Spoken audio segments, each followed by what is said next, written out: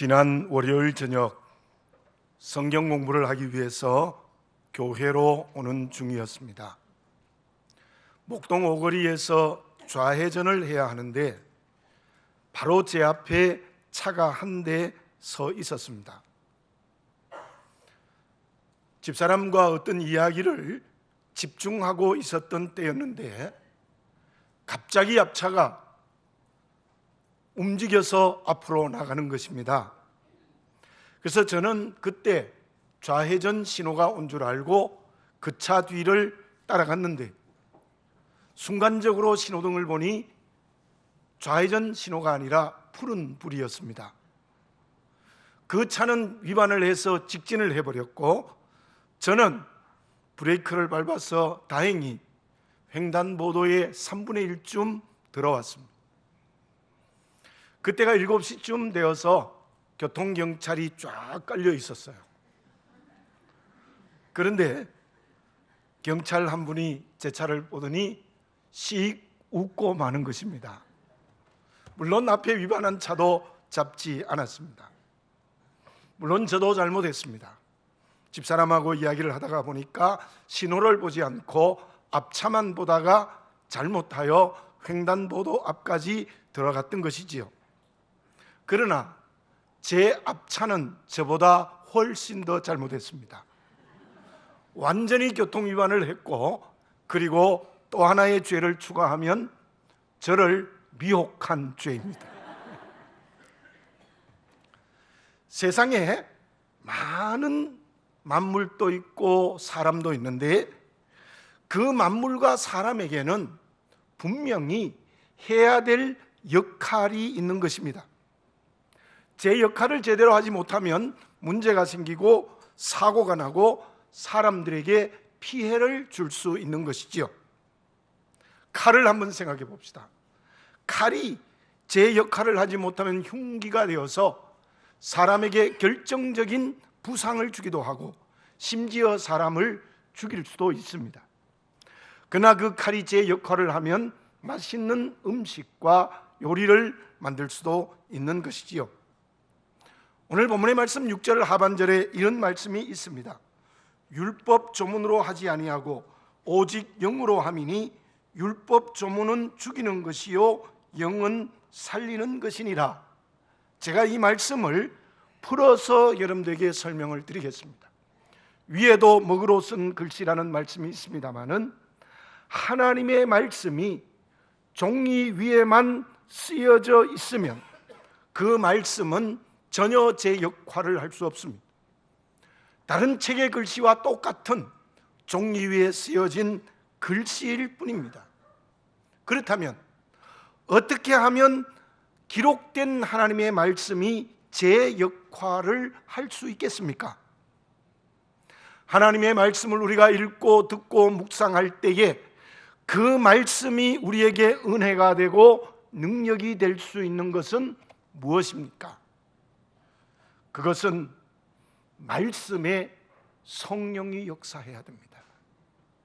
말씀에 성령이 기름 붓는 역사가 일어나야 된다는 것입니다. 오늘 6절 하반절의 말씀을 오늘 풀어서 해석하면 그렇습니다. 율법의 조문으로 있으면 그것은 사람을 죽이는 것입니다. 그러나 그 말씀이 성령이 임재하면 사람을 살리는 것이 된다는 말씀의 의미이지요. 하나님의 말씀이 아무리 능력이 있어도 그 말씀을 읽고 듣고 묵상하는 자에게 성령이 역사하지 않으면 그것은 말씀으로서의 제대로의 역할을 하지 못합니다. 수많은 사람들이 성경을 읽습니다. 근데 그 성경 말씀을 과학적인 사실로 보는 사람도 있고 도덕적인 교훈으로만 보는 사람이 있습니다. 만약에 성경을 읽고 과학적인 사실, 도덕적인 교훈만으로 이해했다면 그것은 성령이 역사하지 않았어요. 그것은 성경 말씀이 하는 역할이 아니라는 것입니다. 말씀에 성령이 기름 붓고 성령이 역사할 때 우리에게 은혜의 능력이 되고 우리를 새롭게 하고 변화시키는 것입니다. 본문의 말씀을 쓴 바울이 예수님을 믿기 전에 성경을 읽지 않았습니까? 성경을 연구하지 않았습니까? 바울만큼 성경을 열심히 읽고 연구한 사람이 그 시대에 별로 없을 정도로 그는 가말리엘의 문하생이었습니다. 그러나 그는 그 율법을 외울 정도로 깊이 연구했지만 그 율법이 말씀하고 있는 예수님이 메시아라는 사실을 알지 못했습니다. 그래서 그 율법을 들고 말씀을 들고 그리스도인을 핍박하고 박해하고 감옥에 가두고 심지어 사람을 죽이는 일을 했던 사람이 바울입니다. 근데 그가 다메섹 도상에서 예수님 만나고 난 다음 아라비아에서 14년 동안 말씀을 연구했습니다. 말씀을 묵상했습니다. 그때 성경 말씀이 성령으로 물붓듯 해서 예수님을 메시아로 믿게 되는 구원의 역사가 일어났고, 그로 말미암아 바울은 완전히 그 평생 동안 주의 이름 증거하는 복음 증거의 길을 걸어가게 되었던 것입니다. 사랑하는 교우 여러분들, 말씀은 종이 위에 쓰여진 것만이 아닙니다. 제가 선포하는 말씀도 여러분들이 도덕적인 사건, 과학적 사건으로만 들어서도 안 됩니다. 말씀을 읽고 들을 때에, 묵상할 때에 그곳에 성령이 기름 붓는 역사, 성령이 역사할 때에 우리에게 은혜의 능력이 되고 우리에게 믿음의 사건이 일어나는 놀라운 역사가 일어날 수 있을 줄로 믿습니다. 우리가 오늘 예배드리는 것은 말씀에 주시는 성령의 기름 붓듯 하는 역사가 우리에게 이루어진 줄 믿습니다. 그때 우리는 말씀이 신앙사건이 되는 살아있는 그리스도의 길을 걸어가게 되는 줄로 믿습니다. 그러면 말씀의 성령이 역사하여 그것이 나에게 체험되어졌다면 그 체험되어진 것이 구체적으로 무엇이겠습니까? 말씀의 성령이 역사하면 나는 어떻게 되어집니까? 맨체스터 유나이티드의 감독이었던 알렉스 퍼거슨 감독이 있습니다. 그의 별명이 경기장 위의 지휘자라고 했습니다. 지금도 지휘자가 계십니다마는 지휘자는 그게 악기든지 사람이든지 간에 자기는 소리를 내지 않습니다. 손으로 손짓을 하고 모든 악기들이 아름다운 음악을 연주하게 하고 모든 사람들이 아름답게 합창을 하게 하는 역할이 바로 지휘자인데, 바로 이 퍼거슨 감독을 경기장 위의 지휘자라고 했습니다. 왜냐하면 자기는 경기장에 뛰지 않습니다. 그러나 이 감독을 통하여서 경기장에서 선수들을 승리케 하는 감독이었다는 겁니다. 그는 1986년에 감독을 맡아서 얼마 전에 퇴임했는데 오랜 기간 동안 한 팀을 감독하면서 38번의 우승을 하게 했던 명감독입니다. 그런데 그 퍼거슨 감독에게는 두 가지 특성이 있어요. 하나는 기본을 철저하게 지키게 합니다. 그 기본을 지키는 일에 대해서는 매우 엄한 아버지와 같았대요.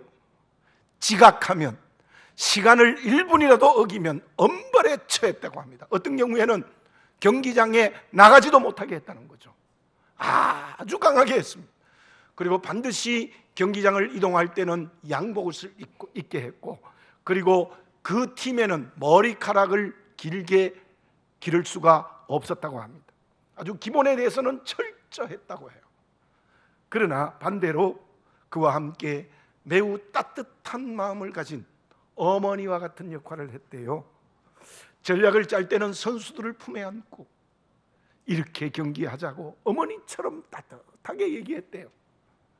초보 선수들에게는 명선수의 탈의실에 데려간대요. 아마 그 차이가 많이 나는 모양이에요. 그리고는 너 이곳에서 옷을 갈아입고 입지 않니? 그래서 그들에게 꿈과 용기를 주었다고 합니다. 그리고 우승을 해서 우승의 파티를 하면은 그때는 이렇게 말한답니다. 여러분들이 노력을 해서 이렇게 우승을 했는데 우리 모두 다시 힘을 합해서 다음 경기에도 다시 우승해보자. 어머니처럼 얘기를 했대요. 박지성 선수가 그곳에 있었지 않습니까? 아시아의 선수로서 그 명팀에 가서 얼마나 두렵고 답답했겠습니까? 그는 이렇게 말합니다.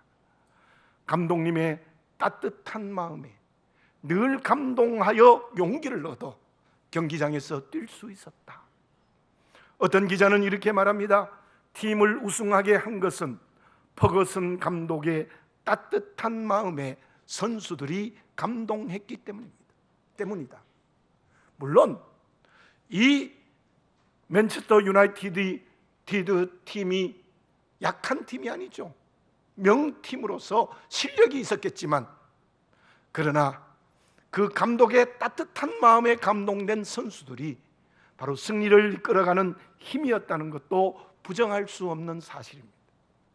우리가 살아가면서 감동을 받습니다. 너무나도 기분 좋고 기쁘게 감동을 받는 경우도 있고, 어떤 경우에는 사람 때문에 미움과 시기와 질투와 분노가 우리의 마음을 붙들 수도 있습니다.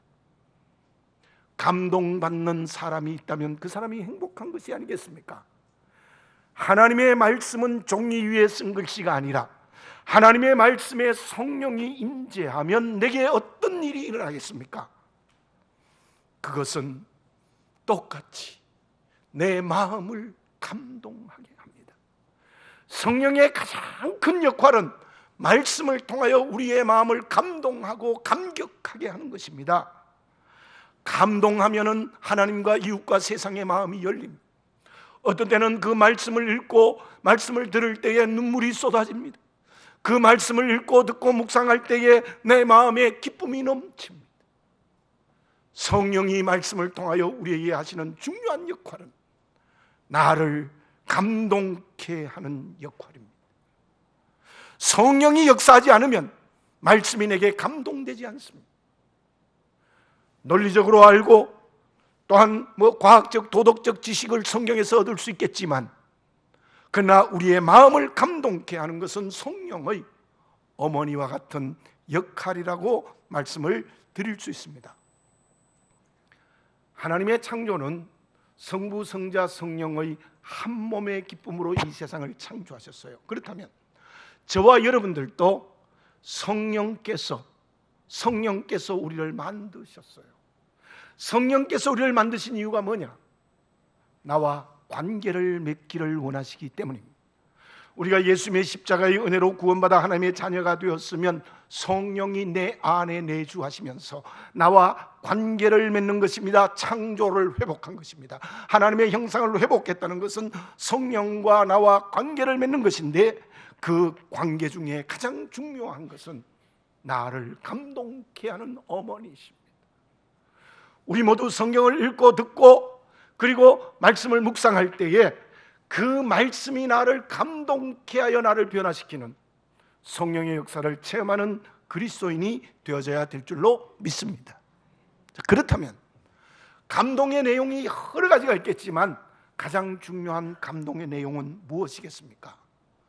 누가복음 24장을 읽어보면 엠마오로 내려가는 예수님의 두 제자가 있습니다. 예수님이 십자가에 돌아가셔 버렸어. 이제는 우리가 희망이 없어. 그들은 절망하면서 고향으로 돌아가고 있었습니다. 그때 부활하신 주님이 동행하십니다. 여러 가지 이야기를 나눕니다. 아마 예수님께서 그간의 얘기도 하시고 또한 말씀도 그들에게 들려주셨습니다. 함께 숙소에 도착해서 식사를 같이 할 때 두 제자가 부활하신 주님인 줄 보게 되어졌어요. 그걸 눈이 밝아졌다 이렇게 표현합니다. 그러자 예수님은 호련히 사라지셨어요. 두 제자는 서로 어떤 말을 했습니까? 주님과 함께 말씀을 들을 때에 우리의 마음이 뜨겁지 아니하더냐, 그렇게 고백했습니다. 부활하신 주님이 바로 이 두 제자와 말씀하실 때 성령이 역사하여 그들을 감동케 했다는 겁니다. 그들을 감동케 하여 그들의 걸음이 어떻게 되어졌습니까? 절망하여 고향으로 내려가던 발걸음이 예루살렘으로 돌아가는 희망의 발걸음으로 바뀌었어요. 절망이 희망으로 바뀌었는데 그 절망이 희망으로 바뀐 중요한 이유가 무엇입니까? 주님이 우리를 사랑하시는구나, 주님이 나를 사랑하시는가 하는 뜨거운 체험을 하게 되었던 것입니다. 저와 여러분, 우리가 진정 말씀이 성령의 감동을 받아서 내게 감동이 되었다는 것은 하나님 나를 사랑하시는군요. 우리 주님 나를 십자가에서 사랑하셨군요. 주님 지금도 은혜를 내려 나를 사랑하는군요. 하나님이 은혜로 나를 사랑하신다는 것, 주님이 은혜로 나를 사랑하시는 것이 내 마음에 강같이 넘치는 사람, 그 사람이 성령에 감동된 사람이라고 말할 수 있습니다. 자, 그렇다면 그 성령의 감동으로 주님의 은혜의 사랑이 깊이 느껴졌다면 그 은혜 앞에서 나의 선택과 결단은 무엇이어야 되겠습니까? 두 제자는 희망을 가지고 바로 예루살렘에 올라갔다. 무슨 말씀입니까? 우리도 이제 주님 사랑하며 살아가겠습니다. 주님이 이렇게 은혜로 나를 사랑하시니 나도 이제는 주님 사랑하며 평생을 살아가겠다는 선택의 결단을 한 게 두 제자입니다. 저와 여러분, 주님이 나를 사랑하시는 은혜의 체험, 말씀에 기름 붓는 역사로 내게 감동되는 역사를 늘 체험하시기를 바라겠습니다. 그때 우리를 치유하시고 회복하시고 문제를 해결하게 하시고 새 희망과 새 힘과 새로운 길을 열어주시는 큰 사랑의 은총을 베풀어 주십니다. 그 사랑 앞에, 주님의 은혜의 능력 앞에 정말 이제는 주님을 위하여 살아가겠습니다. 이제는 정말 주님을 위하여 살아가겠습니다라는 그런 변화의 역사가 우리에게 일어나야 될 줄로 믿습니다. 오늘이 성령 강림절입니다. 오순절 다락방에 120명이 합심하여 기도했을 때 성령이 역사하여 불의 혀같이 갈라지는 역사고 급하고 강한 바람 같은 소리로 역사하여 그들이 다 성령 충만했습니다. 그들이 마가의 다락방에 모여 기도했다는 것은 말씀을 붙들고 기도한 것입니다. 주님의 약속의 말씀을 붙들고 깊이 기도했을 때 그 말씀에 성령의 기름을 부어서 그들이 다 성령 충만하게 되었고 큰 은혜의 능력을 체험하였고, 그리고 모두가 다 우리 이제 주님 사랑합니다, 주님 사랑합니다, 주님 사랑합니다, 평생 주님을 사랑합니다. 120명은 전부 주님을 사랑하는 삶을 살았어요. 그 뒤에 베드로가 설교했습니다. 베드로가 말씀을 증거했습니다. 그때 말씀에 성령이 역사하여 5,000명이 회개하는 역사가 일어났던 거예요.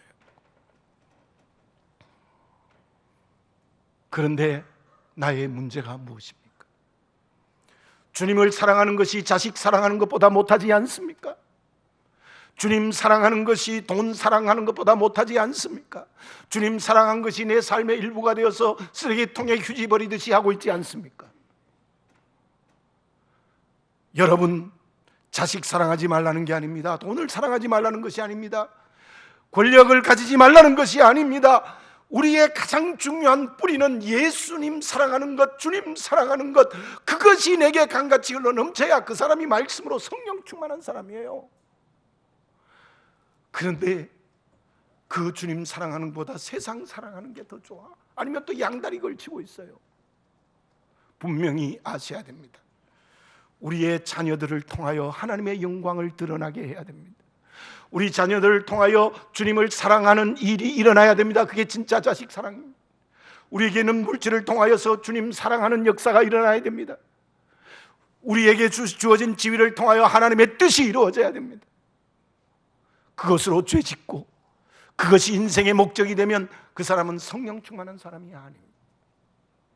오늘 성령 강림절 이 예배를 드리면서 쓰여진 하나님의 말씀, 들리는 하나님의 말씀, 묵상하여 주시는 하나님의 말씀에 성령이 기름 부음 받듯 해서 그것이 여러분의 전인격과 마음을 감동케 하는 역사가 일어나시기를 바라겠습니다.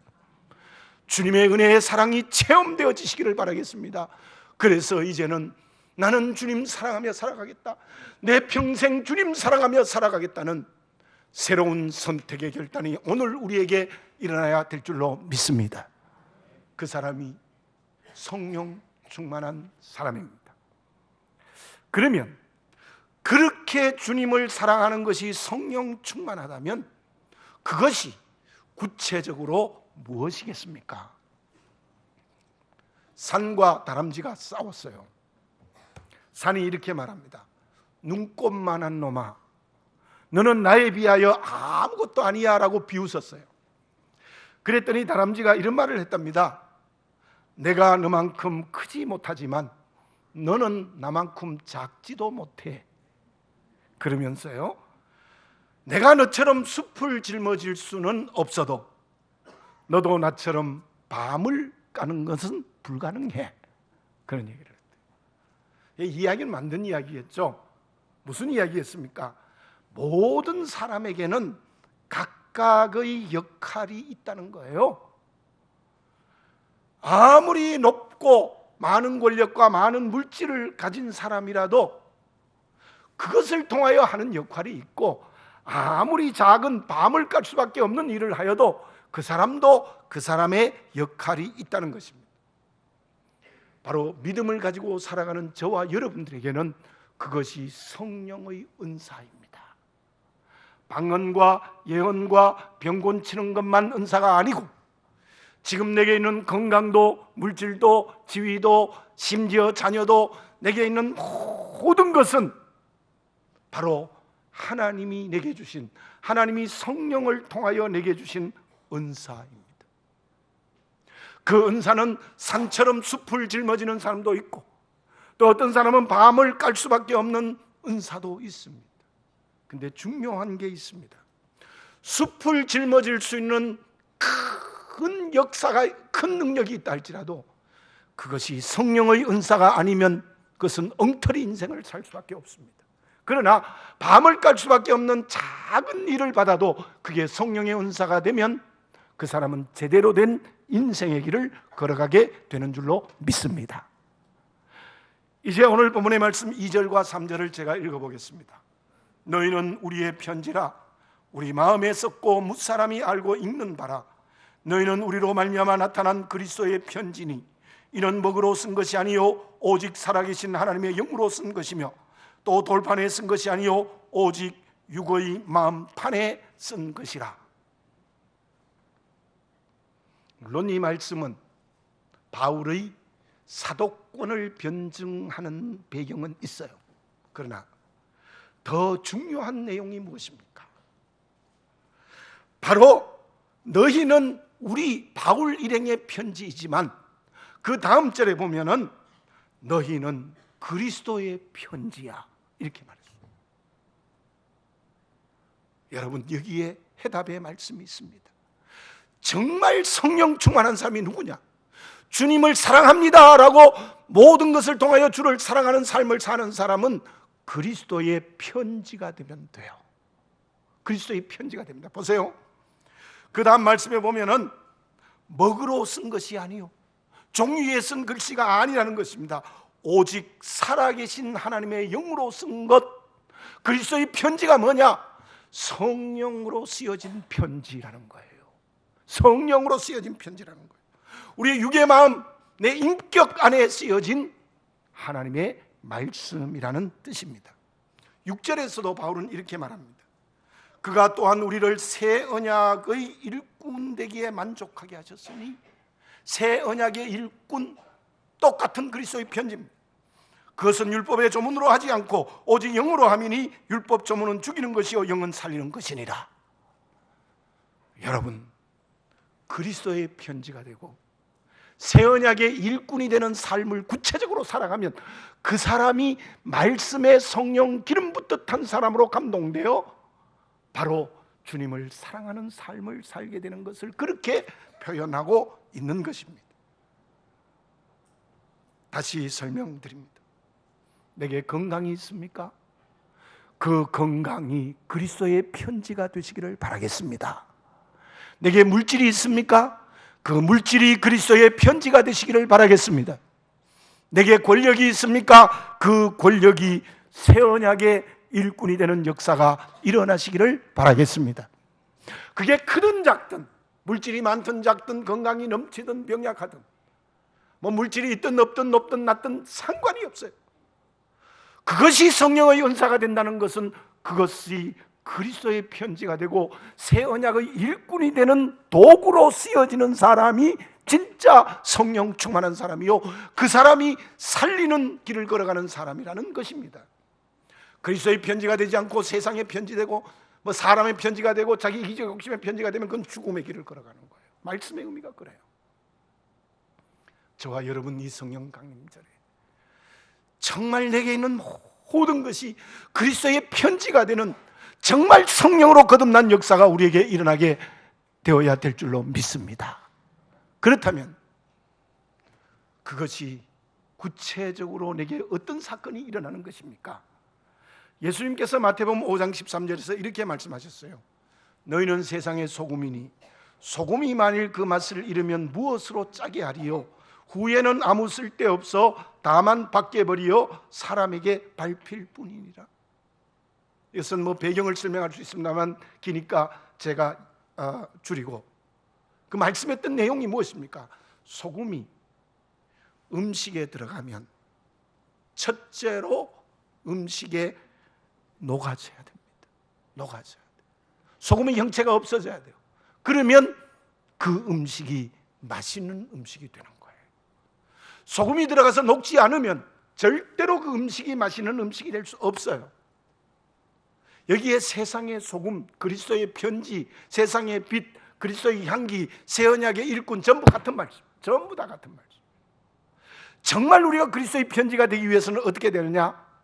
내가 녹아져야 돼요. 내가 없어져 버려야 돼요. 내가 십자가에 못 박아야 돼요. 무슨 말씀입니까? 물질의 주인이 내가 되면 안 돼요. 물질의 주인은 오직 하나님이 돼야 돼요. 건강의 주인도 내가 되면 안 돼요. 하나님이 돼야 돼요. 사업의 주인도 하나님, 가정의 주인도 하나님. 모든 내게 준 은사가 내가 없어지고 하나님이 주인 되면 이 세상을 만나게 바꾸는 역사가 일어난다는 거예요. 그 사람이 성령 충만한 사람이요, 그 사람이 진정으로 겸손한 사람이라는 것을 알아야 돼요. 우리가 고린도전서를 읽으면서 무엇을 깨달아야 되느냐 하면, 하나님이 주신 은사, 방언, 예언, 병 고치는 은사, 특별히 그런 은사를, 그 은사를 통해서 내가 없어져야 되는데 고린도 교인들은 전부 자기 자랑하고 있는 거예요. 내가 병 고치고, 내가 방언의 역사를 일으키고, 내가 예언하고. 그러니까 싸웠던 것이 은사 때문에. 모든 은사 속에 내가 없어져야 됩니다. 하나님이 주인 되면 그것들이 다 그리스도의 편지가 되어지는 줄로 믿습니다. 논어에 보면은 불한무위라는 말이 나와요. 이런 배경이 있습니다. 공자님의 제자 중에 그 염구라는 제자가 있었는데, 공자님이 며칠을 보니까 학문에 정진하지 않아요. 그래서 물어봤어요. 너는 왜 열심히 공부하지 않느냐? 그랬더니 염구가 이렇게 대답을 했어요. 저는 선생님의 가르침을 싫어하는 것이 아니라 다만 제가 공부할 수 있는 힘이 부족합니다. 그랬더니 공자님이 이런 대답을 했어요. 너는 해보지도 않고 한계의 선을 긋고 있느냐? 일할 자리가 없다고 걱정하지 말고 일할 수 있는 능력을 길러야 한다. 그 말씀을 하셨는데, 그때 말씀하신 일할 자리가 없음을 걱정하지 말라라는 것이 불한무위라는 말입니다. 불한무위. 우리 청년들 이 어려운 시대에 일할 자리가 없을 때에 좀 이 공자님의 말씀 잘 좀 기억했으면 좋겠어요. 물론 능력이 있어도 어렵죠. 그러나 저는 그렇게 믿습니다. 능력을 기르면 반드시 일자리는 생기는 겁니다. 생길 수 있어요. 그러나 우리가 이 말씀에서 오늘 깨달아야 될 것이 무엇이냐 하면은, 우리는 어떤 변명을 많이 하느냐 하면, 저도 목회하면서 그런 말 너무너무 많이 들어요. 무엇을 좀 하십시오 하면, 찬양대 좀 하십시오 하면, 나는 노래하는 능력이 없는데요. 뭐 교회 뭐 집사님 하십시오. 나는 능력이 없는데요. 전부 능력이 없대. 염구하고 똑같아. 능력이 없대. 능력이 없어 못한대. 세상에서도 내가 뭐 이까지 물질, 이까지 것, 권력, 이까지 가지고 세상에서 뭘 할 수 있느냐? 아니라는 거예요. 아니라는 거예요. 바로 정말 하나님 앞에 내가 말씀을 통하여 성령의 기름 부어서 감동이 되어지고, 주의 은혜의 사랑이 내게 체험돼서 주님 사랑한다는 이 능력만 있으면 왜 못할 일이 없어요? 왜 할 하나님의 능력이 없어요? 하나님의 일이 왜 없어요? 여러분들, 하나님께서 내게 주신 일이 너무나 많습니다. 내가 이 세상에서 하나님 나라의 일을 할 일이 너무 많다는 것이 눈에 보이는 여러분들이 되시기를 바라겠습니다. 그 사람이 성령 충만한 사람이에요. 왜 없습니까? 길을 가다가 떨어진 휴지도 믿음으로 죽으면 하나님이 기뻐하세요.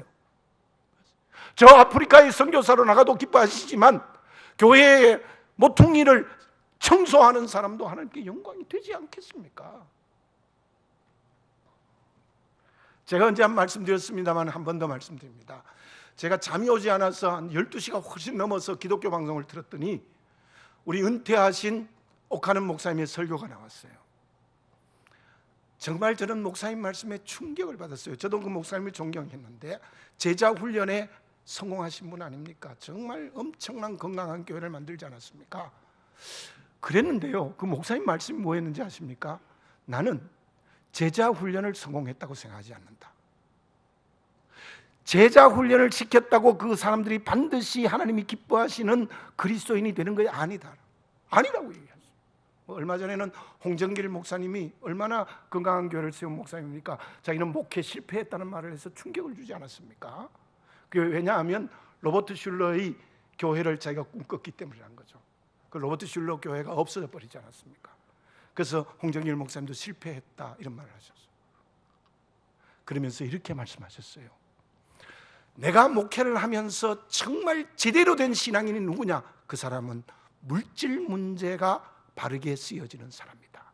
그렇게 얘기하더라고요. 자기가 은퇴해서 제가 정직하게 얘기한다고 그래요.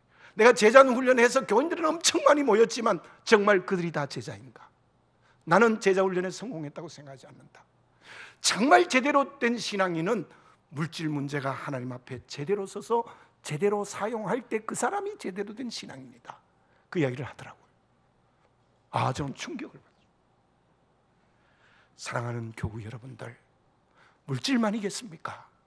우리에게 주어진 모든 것들이 그리스도의 편지가 되시기를 바라겠습니다. 나의 편지가 아니라 그리스도의 편지가 되시기를 바라겠습니다. 물질 지고 이 세상 떠나지 못합니다. 한 푼도 못 가져가요. 알잖아요. 자녀들에게 물려주면 좋겠죠. 자녀들이 그것 가지고 죄 짓는 자녀들도 많아요. 물질 문제 때문에 아버지를 죽이는 세대가 이 세대 아닙니까?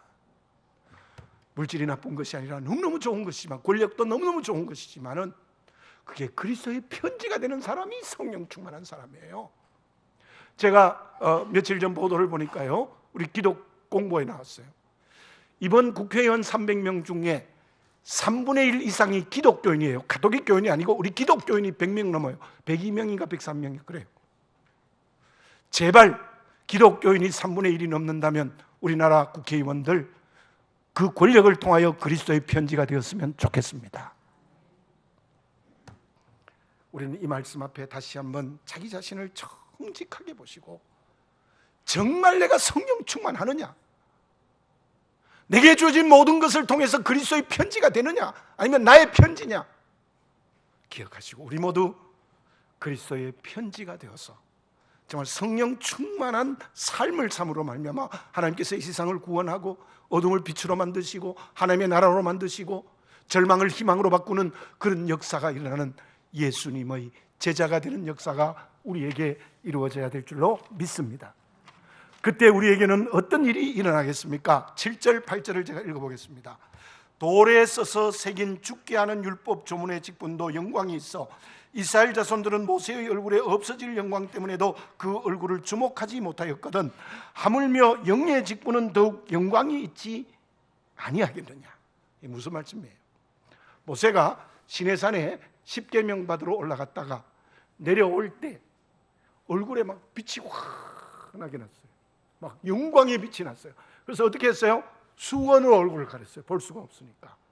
그러나 그 영광은 없어지는 것이었어요. 그러나 너희들이 받은 그리스도의 편지가 되면 너희들을 영광스럽게 해주겠다. 모세에게 있었던 그 영광보다 더 큰 영광을 너희에게 주겠다는 하나님의 약속이십니다. 더 나아가서 9절에 보면 정죄의 직분도 영광이 있은즉 의의 직분은 영광이 더욱 넘치리라.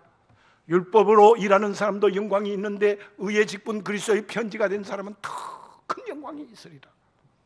10절 11절 말씀도 마찬가지입니다. 이 말씀의 영광은 하나님께 영광이 된다는 말씀의 의미가 아닙니다.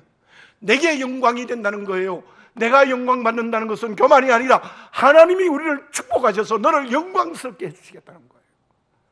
여러분들, 그리스도의 편지가 되면 하나님께서 내게 나를 이 세상에서 영광스럽게 하신다는 겁니다. 발에 밟히는 것이 아니라, 세상의 비난거리가 아니라 모든 세상 사람들에게 영광스럽게 해주시겠다는 하나님의 축복입니다. 우리 모두 성령 충만한 그리스도의 편지가 될 때에 하나님이 우리를 영광스럽게 하는 축복의 역사를 허락하여 주실 줄로 믿습니다. 어떤 사람이 이런 말을 했습니다. 숙제하듯 인생의 길을 걸어가지 말고 잔치를 하듯 인생의 길을 걸어가라. 답답하게 살지 맙시다. 이거 풀리지 않는다, 풀리지 않는다, 이 평생 풀리지 않는다고 문제 붙들고 살아가는 어리석은 사람이 되지 말고, 엉터리 인생 살지 말고, 성령 충만한 그리스도의 편지가 인생의 잔치 다 열려 있습니다. 우리 모두 풀리지 않는 문제를 붙들고 살아가는 어리석은 인생의 길을 걸어가지 말고 성령 충만한 그리스도의 편지가 되어 인생을 잔치하며 살아가고 하나님께서 영광스러운 축복을 하시는 그 길을 걸어가는 우리 모두가 되어져야 될 줄로 믿습니다. 기도드리겠습니다. 사랑하는 아버지 하나님, 감사합니다. 오늘 저희들을 이곳에 불러 모아주시고 성령 강림절에 하나님의 말씀을 읽고 들었습니다. 우리 모든 마음의 전인격에 성령의 기름을 부어 주시옵소서. 우리들은 종이 위에 쓰여진 글씨, 들려지는 소리만이 되지 아니하고 성령의 감동된 말씀이 되어 내가 주님을 사랑합니다라는 선택의 결단이 오고, 그로 말미암아 우리의 모든 주어진 것들이 하나님의 은사가 되어 그리스도의 편지가 되는 살아있는 성령 충만한 사람이 될 때 하나님은 우리에게 영광되게 하시는 축복을 허락하여 주실 줄로 믿습니다. 아버지 하나님, 성령이 충만한 그리스도의 편지가 되게 하여 주시옵소서. 예수님의 이름으로 기도드립니다. 아멘.